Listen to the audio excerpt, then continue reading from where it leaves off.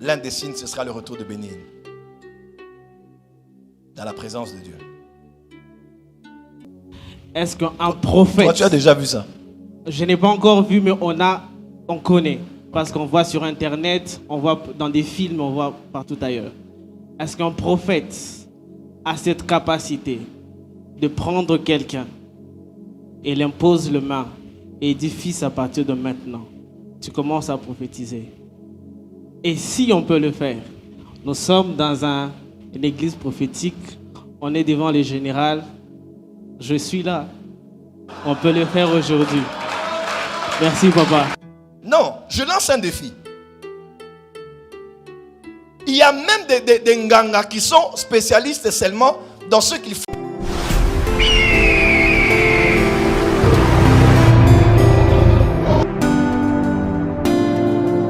Un divin est capable de prier pour quelqu'un.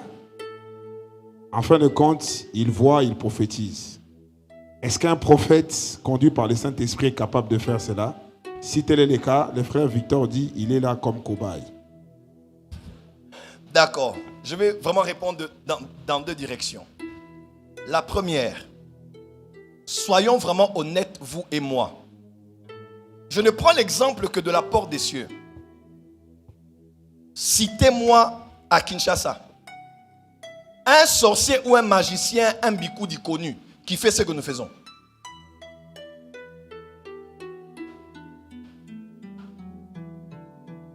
Non, je lance un défi. Il y a même des nganga qui sont spécialistes seulement dans ce qu'ils font au Congo central.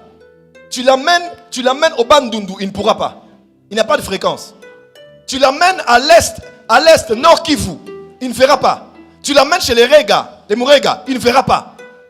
Mais nous sommes ici, on va à Brazzaville, on va au Gabon, on va à Paris, on va en Belgique, on va au Bénin, on va au Sénégal, on va au Burkina, on va au Côte d'Ivoire. On est en ligne, en direct, parlons sur des personnes d'une langue que tu ne connais même pas. Frère, soyons honnêtes. Ce qui se passe par l'Esprit de Dieu est bien au-delà de ce que les occultistes donnent.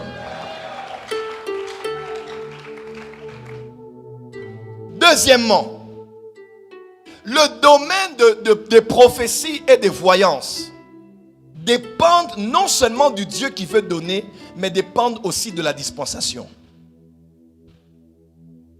Quand vous étudiez les temps, nous sommes à une saison où il y a comme les robinets qui sont fermés. Les gens qui travaillent maintenant sont ceux qui avaient reçu ça fait quelques années. Ça se développe, ça se manifeste. Ce que je dis, c'est sérieux. Hein? De manière internationale, de manière nationale, ceux qui opèrent beaucoup dans le prophétique, que ce soit au Katanga, ici, à Mujima et au n'importe où, les personnes qui prophétisent les plus dans la prophétie personnelle des individus comme ça, sont ceux qui ont eu ça comme à la rentrée scolaire.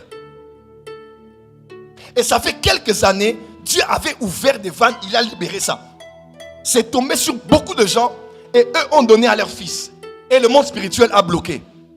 Et ceux qui vivent jusque maintenant là, ne vivent que le manteau qui est passé du père au fils. Et puis c'est un peu comme dans une famille spirituelle. Il est fils du prophète héritier grâce, lui c'est mon fils, et ainsi de suite. On dirait qu'il y a comme carence là où nous sommes. J'aimerais même vous dire la vérité. Même dans le monde des féticheurs, va chercher la voyance, on ne te donnera pas. Je vous dis la vérité. Va même maintenant là, on te parle de quelqu'un qui ouvre les yeux. Va, ça va peut-être faire 24 heures. Dans la spiritualité, maintenant là, il y a comme fermeture des robinets. Que ce soit chez Dieu ou que ce soit du côté du diable. Je ne parle pas de prophétiser normalement. Je parle de devenir une voix prophétique au point où tu deviens une adresse que les hommes et les femmes consultent pour entendre Dieu. Avec un flux prophétique très élevé. Des fois, quand on regarde Internet ici, les médias me disent, papa, la bande n'était pas bonne. Il faut qu'on augmente la bande pour qu'on aille à Full HD. Il y a des prophéties, hein? Le réseau n'est pas bon, la fréquence n'est pas bonne. Mais des fois, c'est Full HD. Pour arriver à ce niveau-là, ça dépend aussi des saisons. Et j'aimerais vous dire, j'ai dit ça fait 2 ans ici, n'est-ce pas? L'ange de la prophétie est en train de revenir. C'est moi qui vous dis. Il y a des gens qui souffrent, mais je prie, je n'ai pas, je cherche, je n'ai pas. Ce sont ces gens-là qui deviennent les ennemis du prophétique.